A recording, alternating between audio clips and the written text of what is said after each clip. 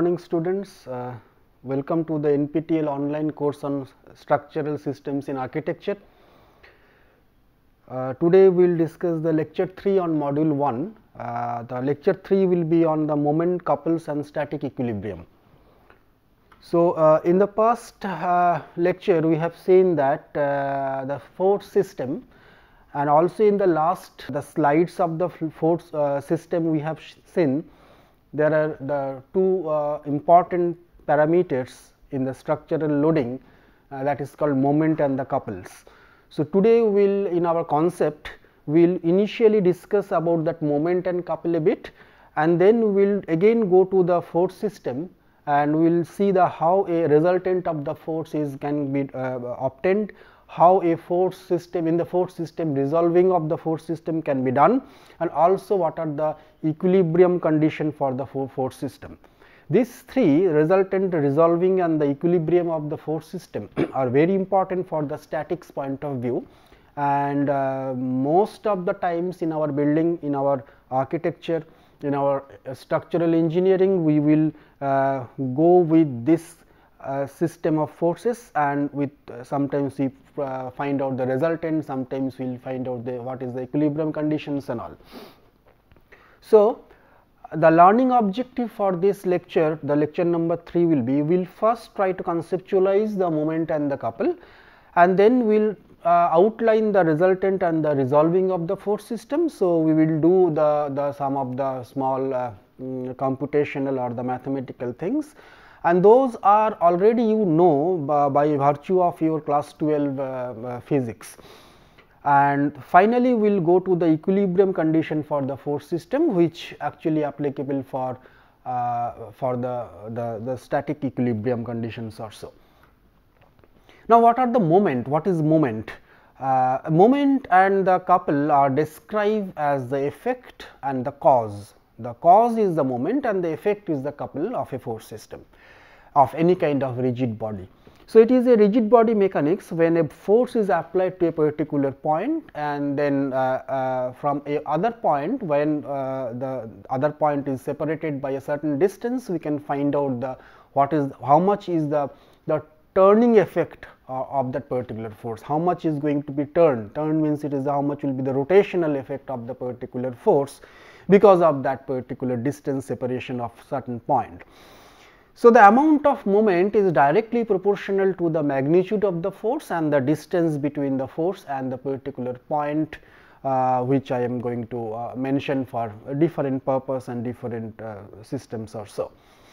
And this is as you understand from the second line or the third line is that the unit of the moment will be the Newton meter, because Newton is the unit of force and the meter is the distance. So, it is just multiplication of the Newton meter, and both are directly proportional to the of that. In physical sense, the moment is described as a torque. Now, see in this particular figure, there is a point P, which is suppose this is the point P, and there is a force line of action of the force is something like this F, and the perpendicular distance is d. If this is the scenario, then I can say the moment is the force multiplied by the distance also. Okay, so, the force is the force, and the line of action of the force I have to identify, and I have to see the what is the perpendicular distance from the force. So, suppose a particular point force is something like this and a point is something like this. So, I have to take the perpendicular distance, not the any arbitrary distance. There are many distances possible from that point to the force, but I have to take the perpendicular distance from the force to the point. So, that is one of the very important thing. So, next is the couple. Couple is a system of two forces when they are equal in magnitude, but opposite in direction. So, something like this, when two forces are applied in a particular rigid body. So, one force is downward and another force is upward, but see both the forces are same and they are having some separation distance d1 plus d2. So, that is the separation distance between them. So, I am going to find out what is the suppose the couple at this particular point. So, I have the point and I have two distances and two perpendicular distances from the force. So, I have two moment generated, the m1 for the first or the left hand side force F into d1, and the m2 is the generated moment due to the second force, the right hand side force F into d2. So, now if I both the moment are in the same direction, anti-clockwise direction. See, this is also anti-clockwise direction. So, both the moments are of anti-clockwise direction. So, something like this is also something. So, we can arithmetically add both of them. So, total moment will be the m1 plus m2, and now if I finally do all the addition, f1 and d1 multiplied plus f2 and d2 multiplied. So, finally, it gives me the f into d. So, the moment of a couple is the two forces which is opposite in direction and the equal in magnitude, is magnitude of the force, that is F, and the perpendicular distance between the force. So, that means this is the d. Okay, so, that gives me the again formula generated to find out the couple. Now, what are the difference between the couple? Already I have discussed that the moment is the force that measure the turning effort or the rotational effort by a force from a given point, about a given point.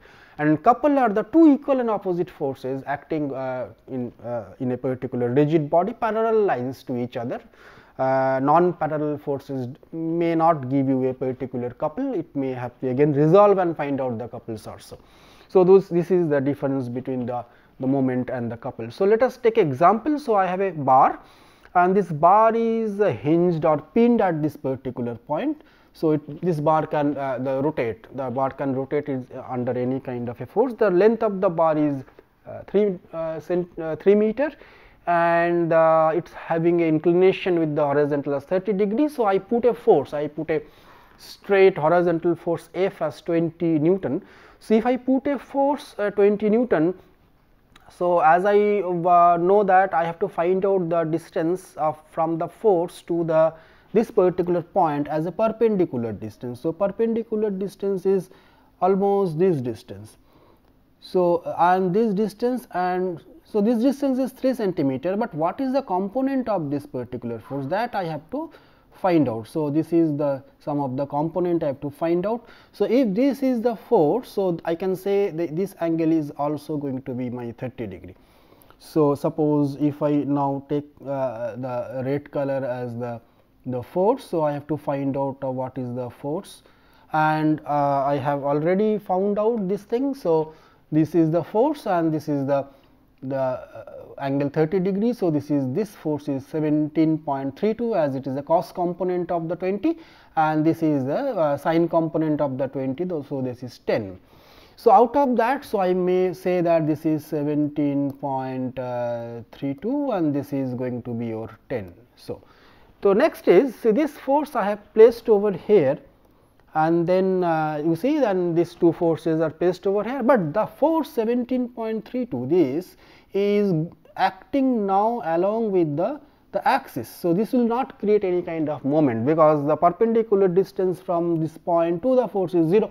So, F into d, the d is 0. So, the moment is equal to 0, but this 10 is definitely having a distance of 3 meter or so. So, the final moment will be your 10 into 3. So, 30 Newton per meter.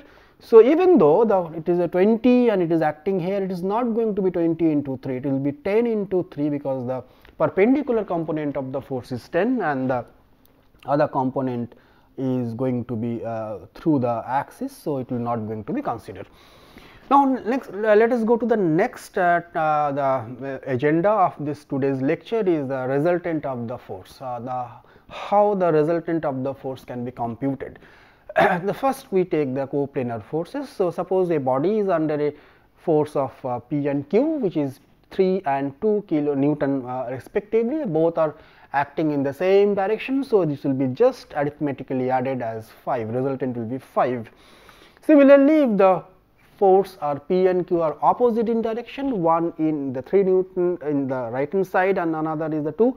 So, this 2 will be now negative minus 2 and the resultant force will be in the right hand side direction only 1 Newton. And very similarly, if I have the forces in the vertical directions also, say I can have the downward resultant force as 3 because 5 minus 2 is equal to 3. So, those are the resultant force computation for the coplanar forces, which is already you know. Now, the coplanar forces, when it is the concurrent forces are means are when the forces are of from a certain point and there are forces of different directions, maybe of this is also maybe another force or something like this. So, how to calculate the forces or the resultant forces of that. So, the P and Q are now suppose inclined at theta degree and I want to find out the what is the resultant forces. So, suppose this is a yellow color ball and somebody is pulling at a force higher force P in the horizontal direction and another person is pulling that particular same ball in a Q force, which is a smaller force with respect to P and it is in theta direction with respect to the P. So, we know that the influence of P will be much higher with compared to influence of Q because the amount or the magnitude of the P is higher. So, it will actually go in this particular line. So, because it will be near to the P because the influence of P will be very higher. So, with respect to Q. And finally, we can have a parallelogram created by the two parallel lines of P and Q and we can say that the resultant forces will be going to be the R, which is the chord or the diagonal of that particular parallelogram. So, now the formula this is this particular if you have this R and this is having a theta. So, it is very general formula that R is equal to under root P square plus Q square plus 2 P Q cos theta. We can know that very formula very well and suppose if I put some values also, this P is 12, Q is 20 and the theta is 60 degree. So, I can just put those values in the formula and I can find out the resultant value is almost about R is under root 784 or the total value actual value is 28 Newton.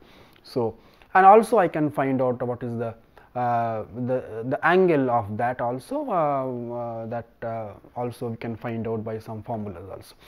Now, if these two forces are perpendicular, so the angle between the suppose angle between the P and Q is suppose 90 degree, this is 90 degree. So, the theta becomes 90 degree. So, here the cos theta I will put 90 degree, cos 90 is equal to your 0. So, that total things vanishes. So, it will be P square plus Q square, which is the from the geometry you know that is the hypotenuse of a triangle whose base and the heights are P and Q. So, very similarly we can compute for a force like 8 and 6 Newton which are in the perpendicular direction, the resultant will be 10 Newton. So, this is for the collinear forces and this collinear forces also can be thought of through a law of triangle. So, suppose the earlier example if I take P and Q with an angle of theta, the Q can be placed like this and the P can be shifted from this point to this point. So, this P can be shifted to the same inclination will remain as same, just shifting is there and then we can close this triangle by the other side of the triangle and we can find out the resultant, but when you close it. So, see this is going like this is going like this, but this should not be a closed. So, this will be the opposite side direction. So, that we have to see that closing triangle will be the finally will be the opposite way around to find out give the proper direction of the resultant force also. So, for the perpendicularity also we can find out similar way the resultant. So, the resultant force is the reverse direction closing triangle side. So, now the resultant force for the coplanar, the parallel forces. The parallel forces are those, the two P and Q are the parallel force on a rigid body. So, there must be a the resultant. The resultant is that opposite, I mean I am showing at this as opposite to the resultant force as the equilibrium kind of a condition. So, the R will be such a way placed that it will be actually valid for valid this equation. The P into D1, that means this P into this D1 must be equal to the Q into this D2. So, from that, if I know the distance between them and if I know the P and Q value, I can find out where will be the resultant force or these things will be located, and what will be the magnitude will be definitely P plus Q, because both are adding are the same in the same direction. So, suppose this is another, if I put this formula like 4 and 10 as two forces, Newton as downward direction having a separation of 140 centimeter. So, this gives me the resultant force is 14, because this 10 plus 4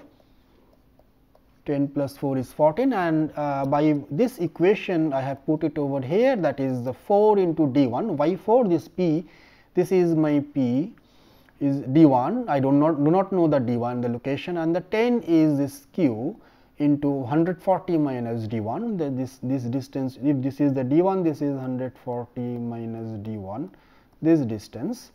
So, I will now multiply and then find out that D1 is equal to 100 centimeter or so. So, that way also I can find out the location of the resultant force of the parallel forces systems also. Now, next let us go to the resolving of the force system. So, suppose in a body, there is this yellow color, there is a ball or a body, the force P is acted at an angle of theta. So, and I have to make resolve this force in the x and the y axis. It is very easy, and we have to just drop the perpendicular from the end point, and I can find out these two are the cos component of the P and this is the sin component of the P, because this is your theta. So, this will be the cos component towards theta and the other side will be the sin component. So, if this is 20 and this is 60, so I can say this will be the 10 and this will be the 17.32 as the I have written over here, because the cos component is 10, because it is cos 60 is 0.5 and sin 60 is 0.66866. So, again we can see that if I have these two, so the resultant force which is here, which will be your under root P square plus Q square, which is this two. If I square it and then under root it, I will again find that it is the actual force is you are going to be 20. So, it proves that the resultant force from that point of view we can find out we can resolve the force, and then also we can find out the resultant force from the resolved forces. So, now let us suppose I have three such forces which is have 15, 45 and 60 degree inclination with the horizontal axis and 10, 12 and 8 kilonewton in nature. So, I have noted down the forces 10, 12 and 8 and the angles with the x axis, and P cos theta and the P sin theta is also found out. So, if I take the 10 alone, so this is the 9.7 which is this, and 2.6 which is close to 2.7, actually it is 2.7, and similarly your another force is 12. So, this 8.6 is this, and 8.5 is this, and this is also 8.5 both, and the final is the 8 which is downward 60 degree with x axis gives 4 as this one, and this is the 6.9. So, I have found out by some calculations, and now these three red color forces is resolved into 6 green color forces, which are those green color forces are in the perpendicular direction x and y direction. So, I can now instead of this I can say that this is very equal to this, and now I have in x direction how much are the forces, 9.7, and these two are negative force because it is opposite in direction. So, minus 8.5 and a 4. So, finally, I got 2.8. Similarly, the y direction forces, it is 8.5 and 2.7 positive y direction force and minus 6.9. So, plus 4.3 is this. So, I can find out the resultant by virtue of the r equal to under root p square plus q square. So, resultant force I can find out is this. So, I can say finally that, and also I can find out the angle theta also by virtue of the this trigonometry, and so the alpha goes like 57 degrees. So, if it is 57 degrees, this is 180 minus 57 degrees, so 123 degrees. So, I can say this force system is nothing but a resultant force is like this, which is your 5.13, and this inclination is 123 degree. So, through the resultant, again I can come back to the final the resolving and the resultant of the force. Now, let us discuss about the equilibrium of the forces. So, let take this green ball, and suppose this green ball is equilibrium under the 5 forces. So, what I do, I can break those 5 forces in the x and y direction, and then there are forces in x and y direction. So, as we did in the earlier. So, now I can say this force, this ball is under those x and y direction forces, and how we will do that, because we can do that by, if I know the inclination and the amount of the force, I can do by cos component or the sin component. So, those x direction forces, total sum of the x direction forces must be equal to 0, otherwise it will move in any positive or negative x axis. Similarly, the y directional forces, sum of the y direction forces also, sum of the y forces also has to be 0, otherwise it will move in the either up or down direction. So, I can say that the sum of f x, that is the force in x direction, must be equal to 0, and the sum of f y, that is the y direction forces or the vertical direction forces, must be equal to 0 to maintain the equilibrium of this green ball. So, these two are the very basic consideration for the equilibrium. So, I have taken again example. So, this particular 200 Newton load is applied in a particular body in a rope. So, I want to find out this tension in the wire and the or the rope T1 and T2. So, I know the inclination. So, what I will do is that I know this is unknown to me T1. So, I have resolved this T1 sin theta and T1 cos theta. Similarly, that is the other rope, other side, right hand side is T2, is the tension on the in the rope, and that one also is resolved into cos theta and sin theta component. Now, what I have is that I have only the horizontal and the vertical component of the load.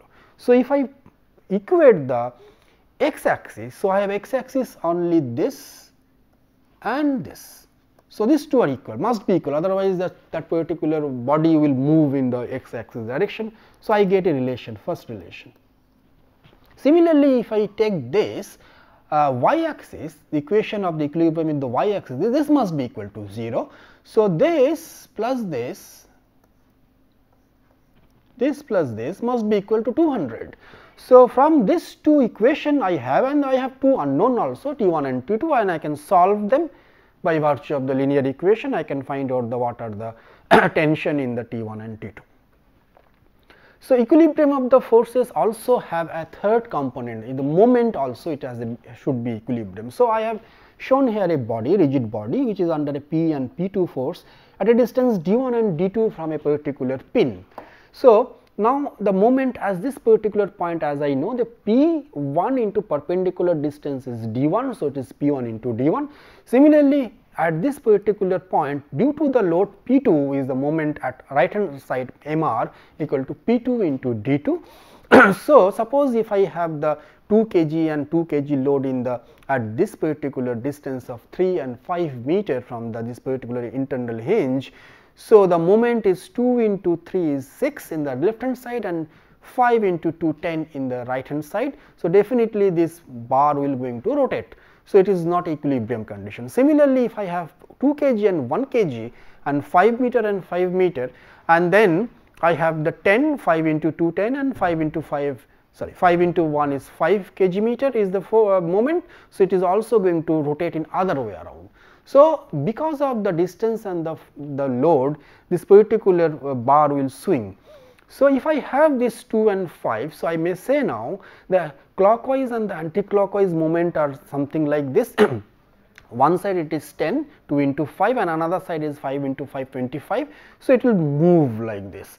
But if I put 9 and 1 kilonewton load at distance 2 meter and 3 meter respectively, then I will get this green color anti-clockwise moment and the clockwise moment as 9 into 2, 18, and 1 into 3, that is 3. Now, if I add up all the anti-clockwise moment, that is 10 and the 18, that is 28, and the clockwise moment as the 25 and the 3 is your 28. So, both will be now under will be equilibrium. So, in the case of that, this bar will not going to move. So, in the equilibrium conditions also, I may say that the sum of all the moments must be equal to 0. Then it will not going to rotate under any kind of motion. So, finally, what we found is that we found there are 3 equations of the moment. One is the equation of the equilibrium, one is the fx, summation fx equal to 0, summation fy equal to 0, and summation moment equal to 0. So, there are 2 such points, and now I can find out what are the forces or so. So, I take the moment about fy equal to 0. So, the p equal to p1 plus p2. So, this is this plus this, and also if I take the moment about A, so I have this force R at a distance of d1, so R d1, and p2 into at a distance of d, so pd, p2 into d, or so this 2 has to be equal to 0, or if I take the moment about B, so the equation changes like R into d2 in this case and p1 into d into this case. So, or if I take a moment about C also, the p1 into d1 must be equal to p2 into d2. So, that way also I can find out the forces and all the moments also. Suppose in a body the forces are acting like this in a different orientation. So, as I know I can resolve the forces. So, I can resolve this force P as Px and Py, and similarly I can resolve the forces Qx and Qy like this. Now, all the forces are in the either in x direction or the y direction. Y direction forces are the Py, Qy and S, and that gives me some R value, the resultant value in Ry direction, and the x axis direction the forces are Px Qx and no S is there. So, this is the Rx will be found out, and then finally I can find out the what is the reaction or the resultant reaction between them, and with this formula I can also find out the what will be the angle theta for that. So, for this particular lecture I have taken the reference as this 3 reference like earlier one, and at the conclusion we can say that the moment and the couple are the 2 product of the force system associated with the distance and condition of the support. Why condition of the support? Because you need a pin support in between, because if you want to finalize, figure out the moment or so. The resultant of the force and the resolving of the 2 forces into 2 specific orthogonal directions is required, is essentially required, because a lot of forces are in different angle or different way it will act upon. So, you have to resolve into orthogonal direction. The 3 equation of the static equilibrium holds key for the analysis of the structure, because otherwise we cannot have any kind of the virtually equation is required, a boundary equation is required to find out the what will be the total nature of the forces or so. So, based on that my next lecture number 4 will be structural supports and the reaction. But before we end today, I have some homework for you. So, the first I have 3 homework for you for this. So, this is very easy. You have to find out the resultant force for this force system. The second one is that a particular inclined body is under a force 5 kilonewton, red color force, and this is the 60 degree. So, definitely it will going to move, and if it is going to move, so what should be the value of Q, force Q at B, which is 30 centimeter from O, that will going to give you equilibrium. And the last one is that there is again a mass 100 Newton mass is hanging by 2 ropes of AC and AB, and AB rope is 45 degree inclined, but AC rope has this 5 inclinations suppose it is a 0 degree, 30, 45, 60 or 90 degree.